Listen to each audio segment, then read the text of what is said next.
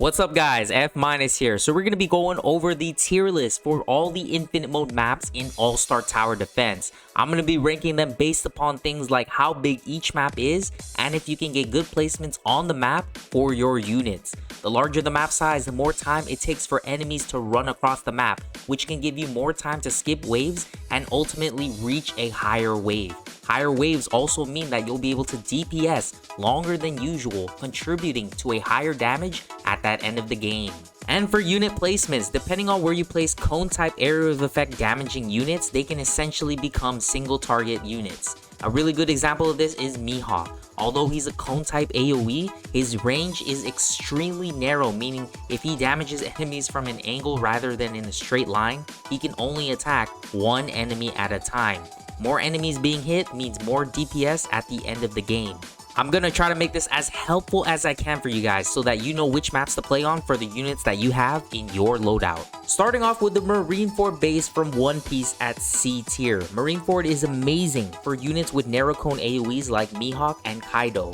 Mihawk is normally a single target DPSer because although his range might cover the full map, if he's not hitting in a straight line towards enemies, he becomes single target. The best part about Marineford though is that there is a long road leading from enemy spawn into base, which can be perfect for narrow cone AoE units like Mihawk, Minato, and even 5-star Gon if you set their attack priority to last. However, Marineford is the smallest map in the game by far. If you're trying to reach a high wave in infinite mode, you're better off playing on different maps. You'll end up losing 2 to 3 waves earlier on Marineford than if you're playing on Snow Village or Magnolia. The only area you should be placing units on this map is inside or near the base where this straightaway is. If you have cone type AoE units, make sure you set their attack priority to last.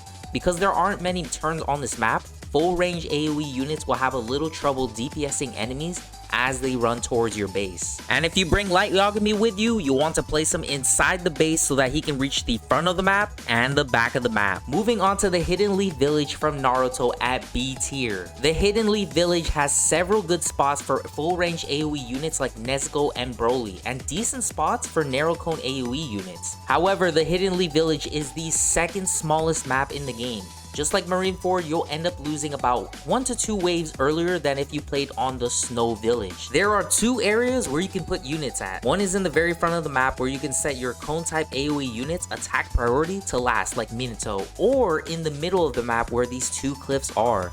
Placing Mihawk on any of these cliffs will allow him to attack the full map, and placing Nezuko near this cliff here will allow her to attack the front path of the map as well as the back half of the map. And if you bring Light Yagami with you, you'll want to place him next to this second cliff here so that he can reach the front of the map and the back of the map. And going on to DRESSROSA from One Piece at A tier. DRESSROSA is the 3rd largest map in the game and has decent spots for units with narrow cone AoEs like Mihawk and full range AoE units like Nezuko.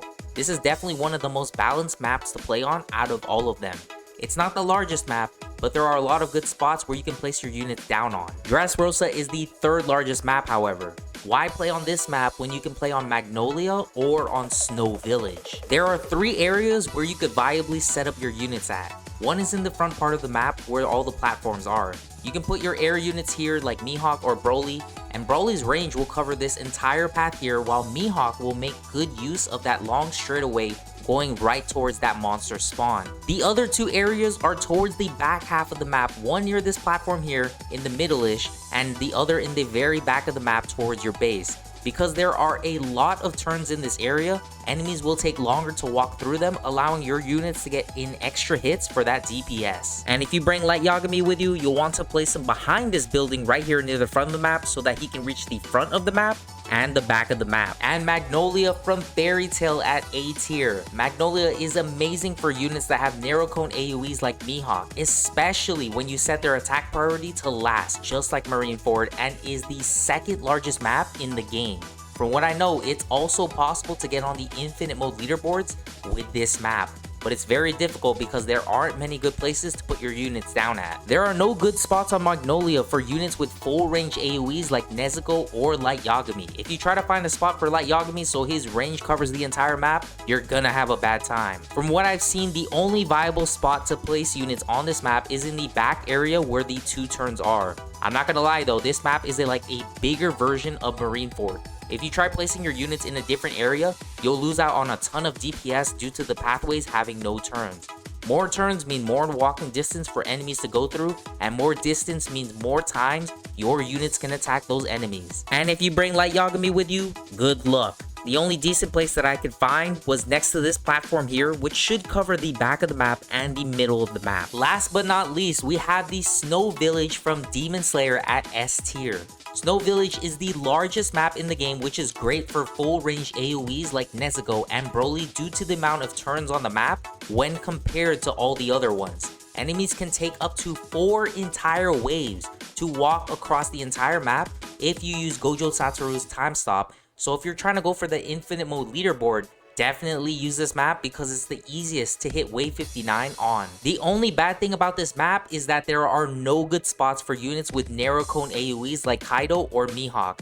Mihawk can definitely make full use of his 120 range, but if you're trying to use him to DPS multiple enemies at once, you'll end up struggling than if you use them in Marineford or Magnolia. There are 2 areas where you can place units on this map. One is near this mountain area here, especially if you have units with very large ranges like Nezuko, Broly, and Sogeking. The other spot is in the back of the map where that U-bend shape is. And if you bring Light Yagami with you, you'll want to place him next to this house here so that he can reach the front of the map and the back of the map. And that's it for the video, guys. If you're trying to reach a higher wave in infinite mode or just want more damage for that damage task to get free gems, consider using the Demon Slayer Snow Village. If you're trying to challenge yourself and want to see the full power of Mihawk or other narrow cone AoE units like Minato or 5-star Gon, try using Marineford or Magnolia.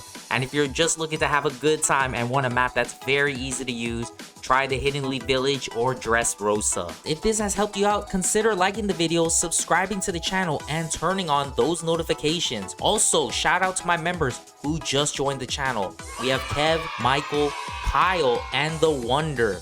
If you aren't a member and want to support the channel, definitely check it out with that join button down below. You can get a special colored role in my Discord server and access to a members only chat when I live stream for events. This channel is projected to hit somewhere around 100,000 subscribers or even more by the end of the year, guys. If you really want in, this is probably your last chance to get that last personalized experience with me. But yeah, guys, when I reach the top, and I will reach it, it'll be the channel members and the super chatters who has first dibs on whatever success I end up getting.